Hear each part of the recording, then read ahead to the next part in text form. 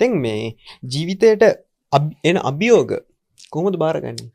ජීවිතයට ඇත්තටම අභියෝග කොහොමද මුහුණ දෙන්නේ? ඔව් මම නම් එහෙම ඇත්තටම ලොකුවට මට ඒ කියන්නේ කඩා වැටීම් අභියෝග කියලා මගේ ජීවිතේම විශේෂයෙන් සඳහන් කරන්න තැනක් නැහැ.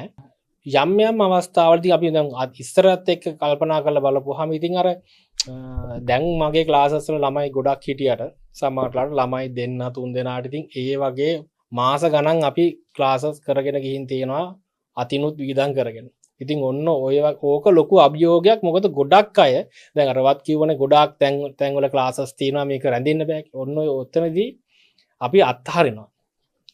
අත්හරින්නේ නැතුව ඒක පොඩ්ඩක් දරාගෙන ඉන්න පුළුවන්. මෙහෙම අපිට බුද්ධියක් තියෙන්න ඕනේ. අපි ටිකක් පරිණත වෙලා ඉන්න ඕනේ. මේක තව කොච්චර කාලයක් අරන් යන සමහරලාට කොච්චර කාල ගියත් හරියන්නේ නැති ඒවාක් තියෙනවා. අපි ක්ෂේත්‍රේ මාරු කරන්න ඕනේ. ඒක අපිට තියෙන හොඳ දැක්මක් තියෙන්න ඕනේ.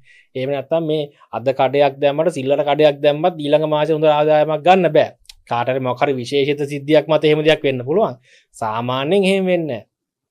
කාලයක් රැඳෙන්න ඕනේ. ඉතින් ඔය එහෙම රැඳෙන්න වෙච්ච ටිකක් තියෙනවා. ඒ අරගෙන එහෙම ලොකු අභියෝග වලට නම් මම එහෙම මුණ දීලා නැහැ. මොකද මම මේ බාහිර දේවල් ගැන එච්චර තකන්නේ නැහැ. ඒකට ගන්න. ඇඟට ගන්න නැහැ. එහෙම ගත්තොත් කරන්නත් බෑ දිනද අර කතාව තියෙන කන් ඇහෙන්නද ගෙම්බෙක් වගේ ගමනක් යන්න ඕන කියලා තියෙන.